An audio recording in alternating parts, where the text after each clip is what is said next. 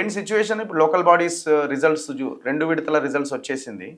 So మీ మీ అంచనా సహజంగా ఏంటి? సహజంగా కూడా రూలింగ్ పార్టీకి అనుకూలంగానే లోకల్ బాడీస్ ఉంటాయి. హ్మ్. కానీ ఈ మాత్రం కూడా కాంగ్రెస్కి వస్తాయని అనుకోలేదు. హ్మ్. బెటర్ పెర్ఫార్మెన్స్ అది 50% 50-55% నేను అనుకున్నాను.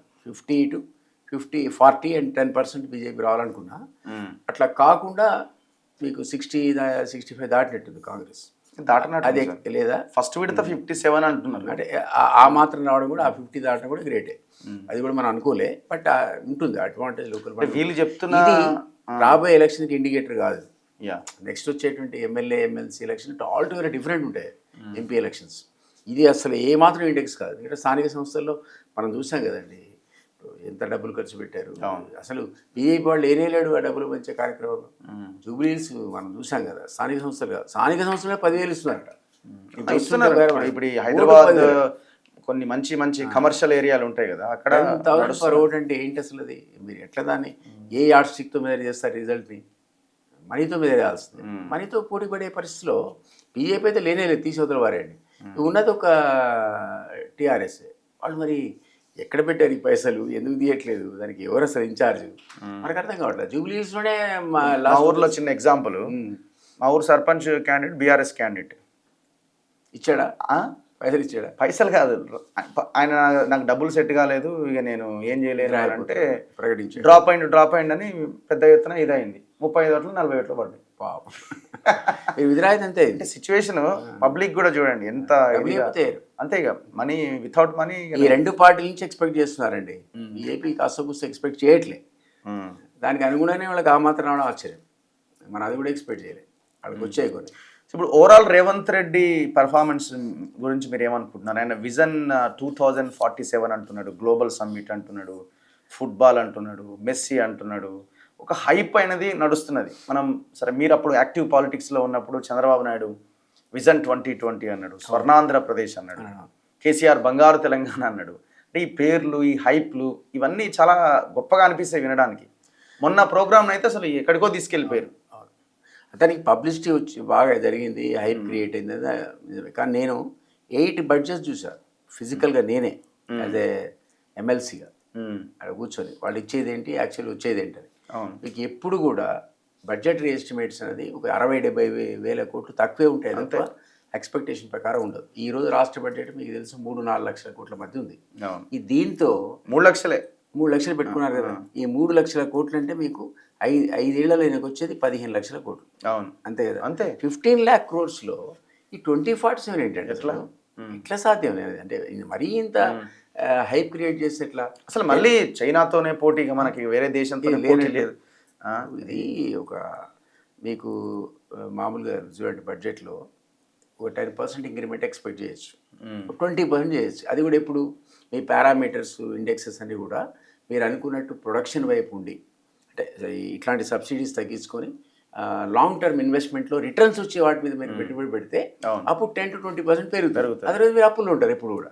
ఇప్పుడున్న పరిస్థితిలో మీకున్న ఫిజికల్ దాని ఏమంటారు రకరకాల సోషల్ వెల్ఫేర్ స్కీమ్స్ అన్ని కూడా ఇక 10-20% ఇంక్రిమెంట్ ఉండే పరిస్థితులు లేవు. మీరు ఇప్పుడు ఉన్న బడ్జెట్ ప్రకారంగా బడ్జెట్ వస్తున్నదాన్ని స్కీమ్స్ ఆపలేరు. మీరు ఎట్లా ఆపుతారు? ఆన్ గోయింగ్ స్కీమ్స్ అప్పులు చేయాలా? చేయకుండా మీరు ఇది కంప్లీట్ చేసి మళ్ళీ మీరు ఇంకొక దానికి వెళ్ళాలి. గ్రౌండ్ రియాలిటీ సీఎంఏ చెప్పుకున్నాడు, మనం చెప్పింది కాదు. మొత్తం అన్నీ తీసేస్తే, ఏది కమిటెడ్ ఎక్స్పెండిచర్ కానీ, శాలరీస్ కానీ, పెన్షన్ కానీ తీస్తే నాకు మిగిలేది నెలకు 8,600 కోట్లు అన్నాడు. ఇప్పుడు ఈ 2047 రాసినానేగా మాట చెప్తే కదా. నాకున్న 8,600 కోట్లలో నేనేం చేయాలి? షాదీ ముబారక్ ఇద్దునా, ఇది ఇద్దునా, రైతు బంధు ఇద్దునా, ఏమి వేయాలన్నది మీకు కావాలంటే మందకృష్ణ మాదిక్ ఆరకృష్ణకి అప్పచెప్తా, మీరే పంచుకోండి అన్నాడు. అంటే ఆయన చెప్పింది తప్ప. అది నిజమైతే 2047 ఎక్కడదండి? ఎట్లా సాధ్యం అవుతుంది? పాసిబుల్. అది ఇప్పుడు కాగితాలు మీరు రాయొచ్చు, నేను రాయొచ్చు. 2047 నువ్వు ఏం చేస్తావు? అదే కదా. ఇప్పుడు ఒక 2047 నువ్వు చేసే కార్యక్రమం ఏంటి అసలు? ఇది ఏం చేస్తున్నాను అది చెప్పాలి కదా. You have to spell out. దాని డబ్బులు కూడా చెప్పాలి కదా. ఈ విజన్, దేనికి ఎంత ఖర్చు, ఇట్లా వస్తుంది. నేను చెప్తూనే ఉంటే ఆయన చెప్పుకునే మనం చెప్పడం ఏంటి? 10% ఇంక్రిమెంట్ లేని బడ్జెట్లో మీరు ఎట్లా అసలు విజన్ పాసిబుల్ అనేది నాకు అర్థం కాదు. సో హైప్ చేయడానికి ఏముందో, ఇప్పుడు మెస్సీని పిలిచి ఇంకెవరో బ్రహ్మాండమైన అందాల పోటీలు పెట్టి 100 కోట్లు పెట్టి ఓవర్ అనిపించచ్చు. తెల్లారి మళ్ళీ ఎవడి చిప్పు వాడికే ఉంటుంది.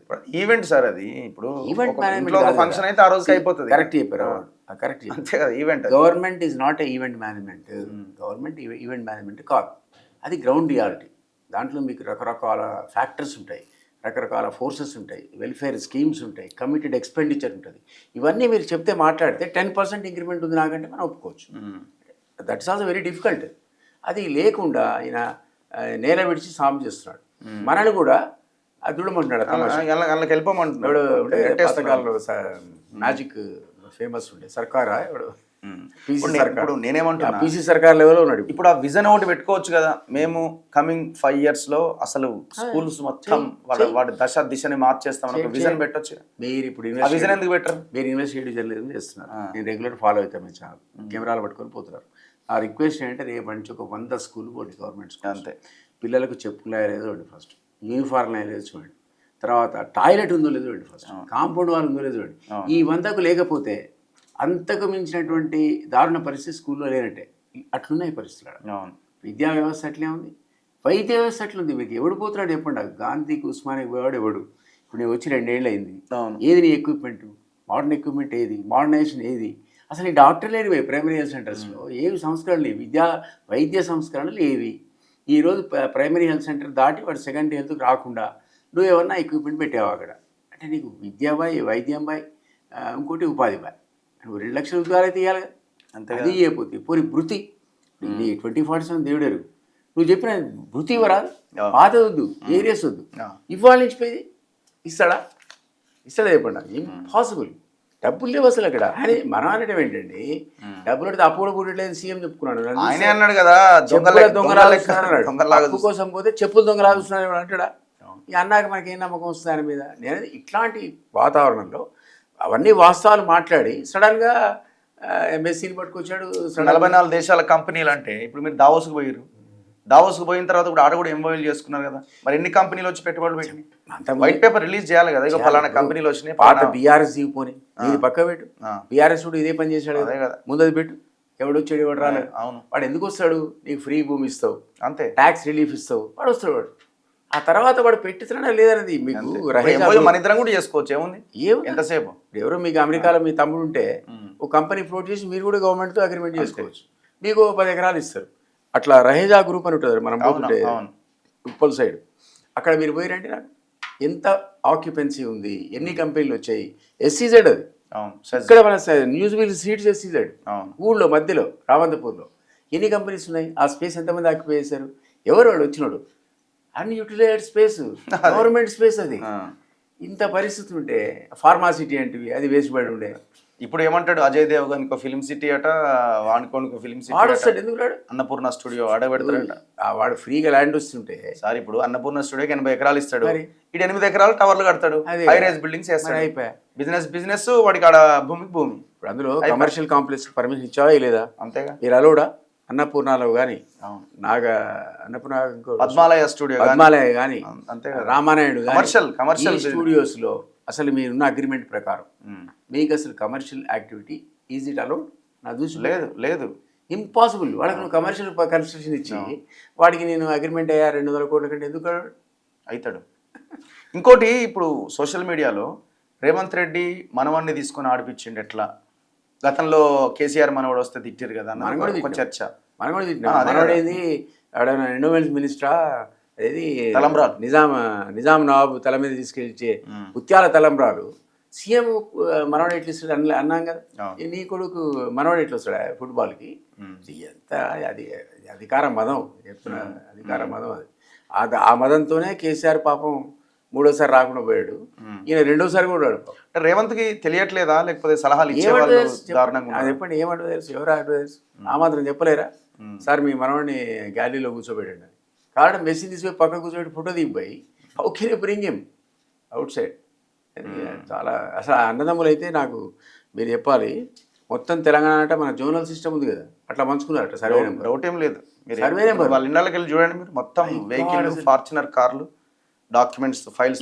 ఏ సెటిల్మెంట్ ఏ జోన్లో కావాలంటే ఆ జోన్కు పేరు ఉంది, ఆ పేర్లు చెప్పగానే ఎక్కడ పోయినా అంతే. ఒక కొత్త పేరు అంటే కొత్త పేరు అన్నదమ్ముల పేరు. ఈయన పట్టుకుంటే ఈ జోను, ఆయన పట్టుకుంటే ఆ జోన్. ఇది తెలంగాణ జోన్స్.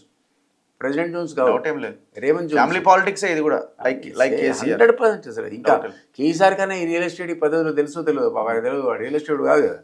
ఈయనైతే తనే చెప్పుకున్నాడు ప్యూర్ రియల్ ఎస్టేట్ కదా, రియల్ ఎస్టేట్ నుంచి వచ్చిన అన్నాడు. అవును. మరి అది ఇప్పుడు ఈరోజు చేసేదంతా ఎవరది కేటీఆర్ అన్నాడు కదా, 5 లక్షల ఎకరాలు పూలప్ చేసి 5 లక్షల కోట్లకు ఎకరం పెడుతున్నాడు. ఎవరో నాతన్నారు 5 లక్షలు తప్పు చెప్తున్నాడు, 5,000 కోట్లు 5,000 ఎకరాలు తప్పు చెప్తున్నాడు,